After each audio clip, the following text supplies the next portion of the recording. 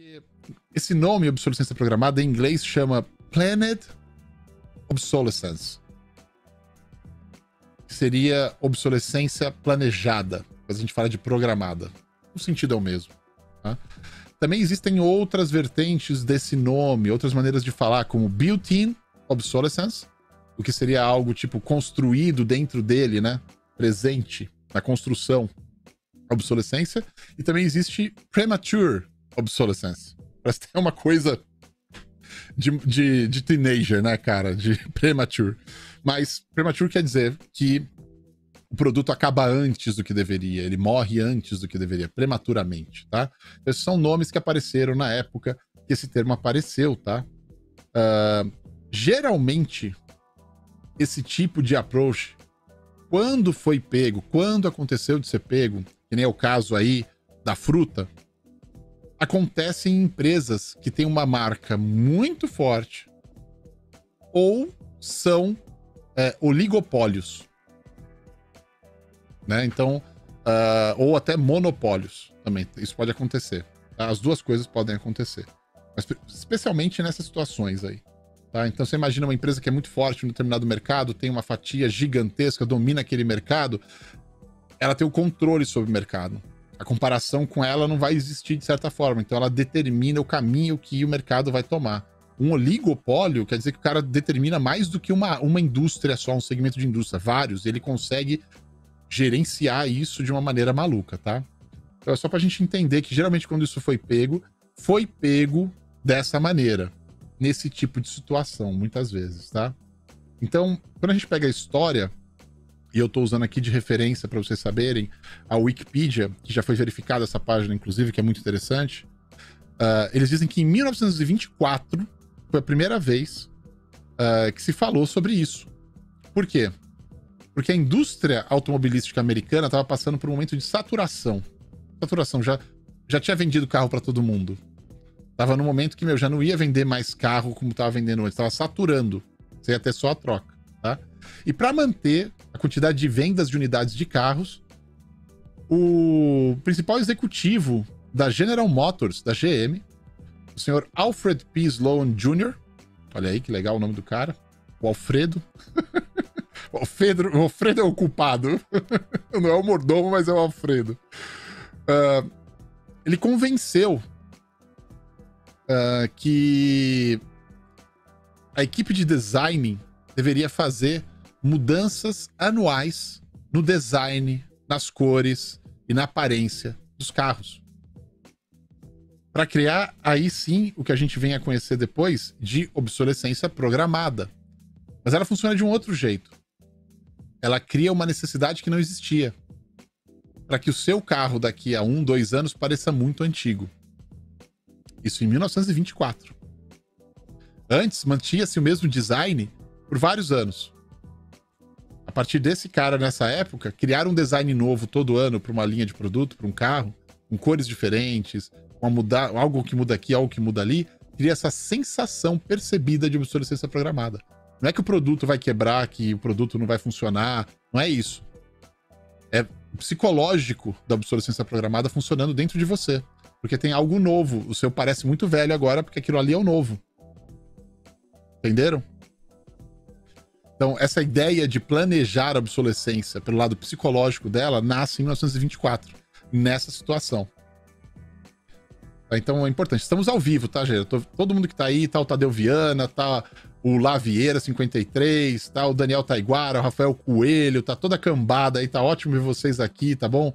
HS Raiscora, Alexu, RCM Frio, PQ Romualdo, Sidney FT, todo mundo aí, tá bom? Então, vamos lá. E aí o que acontece? Isso acaba acontecendo depois, volta a acontecer algumas coisas nessa situação. Por exemplo, em 1932, o senhor Bernard Londons, no final da Depressão Americana, ele falou em obsolescência programada de novo, tá? A ideia era impor para itens pessoais uma obsolescência programada para movimentar a economia na época da Depressão.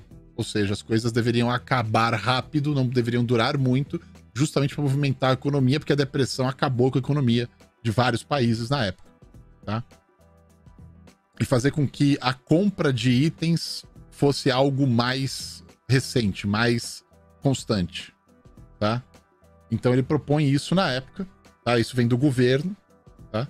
Algo que depois vem a se popularizar em 1954 com Brooks Stevens, que é um americano, design industrial, que usava esse termo pra caramba de obsolescência planejada, né? Planned obsolescence, que é a mesma coisa que programado.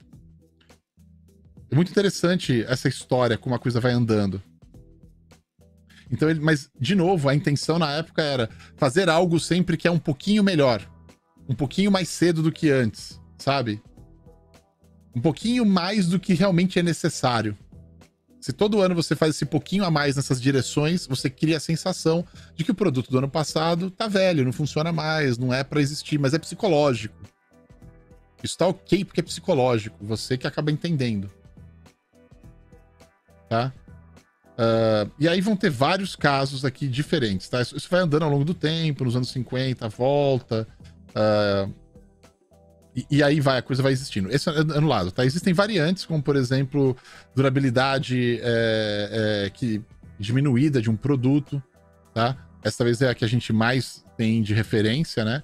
Existem também a prevenção de reparos, as empresas usando diferentes tipos de parafusos, né? Com formatos proprietários para ninguém conseguir abrir, só ela conseguir abrir. Isso também pode ser considerado um tipo de obsolescência programada ou planejada, tá? Um exemplo clássico são as baterias que não são removíveis, fáceis de você trocar. Esse é um outro exemplo de obsolescência programada que você poderia usar, tá? Obsolescência percebida, a diferença de obsolescência programada, que é justamente isso que a gente está falando no começo, né? Uma variante dela, na verdade, não é que é diferente, é uma variante dela, que é o psicológico, né? O que você percebe de algo que ficou velho, que não presta mais, por exemplo, tá? Existe a obsolescência sistemática, tá? Que é você investir muito num processo de fabricação que faz com que a evolução dele aconteça muito rápido, então de uma geração para outra existem muitas mudanças, muitas melhorias, e automaticamente por causa dessas mudanças e melhorias do desenvolvimento da indústria, um produto de um ano atrás já parece muito velho, já parece muito antigo, já não faz mais sentido para você, tá? Isso também é um tipo de obsolescência programada, a gente chama de sistêmica, tá? A própria obsolescência programada, o termo em si, tá? E aí tem um caso muito interessante aqui, que eu achei que tá aqui na Wikipedia, na página da Wikipedia, que fala das impressoras a jato da HP. Muito interessante esse caso. Ele diz o seguinte, que a HP começou a colocar nas impressoras dela e nos cartuchos um chip para entender qual era a data de validade do cartucho, da tinta que estava lá dentro. E mesmo se tivesse 50% do cartucho com tinta, se chegasse na data de validade, a impressora entendia que venceu a validade e não deixava usar o resto da tinta que tinha no cartucho, velho. Esse é um tipo de obsolescência programada. Não necessariamente quebra o produto, mas ele limita. Tem tinta lá, dá para usar. Mas ele falou que existia uma data de validade. Acabou a data de validade e não pode imprimir mais. E tem esse caso contado aqui muito interessante, considerado como obsolescência programada, tá? E isso é muito interessante mesmo de ver. Tem que ir contando tudo sobre esse caso da HP. E diz, por exemplo, tá, que a HP teve que depois tomou processo e tudo mais, tá? E teve que fazer mudanças nisso. E é engraçado porque isso daí gerou quanto? Mais de 5 milhões de dólares de multa na época. Então, mais ou menos, a gente vê isso daí acontecendo provavelmente na década de 90, né? Quando aconteceu. Muito interessante. Também tem um caso da Samsung mesmo, da Filhos de Sung, com as impressoras a laser, né? Então, é um exemplo que eles colocam aqui, quando se fala, por exemplo, de impressoras a laser, que são desenhadas, obviamente, para durar mais, mas existe um certo momento que o toner, ele não presta mais, ele fala que não presta mais, mas não o toner, você tem o outro... Ah, esqueci o nome. Image Drum, eu não lembro o nome em português, gente. Você tem o toner e você tem outro negócio que faz a imagem. Então você pode trocar esse negócio da imagem, só que ele troca muito tempo. Ah, o Image Drum, qual que é o nome? Esqueci, gente. Foi mal, mas se você procurar aí no Google, você deve achar o nome disso daí direitinho, tá?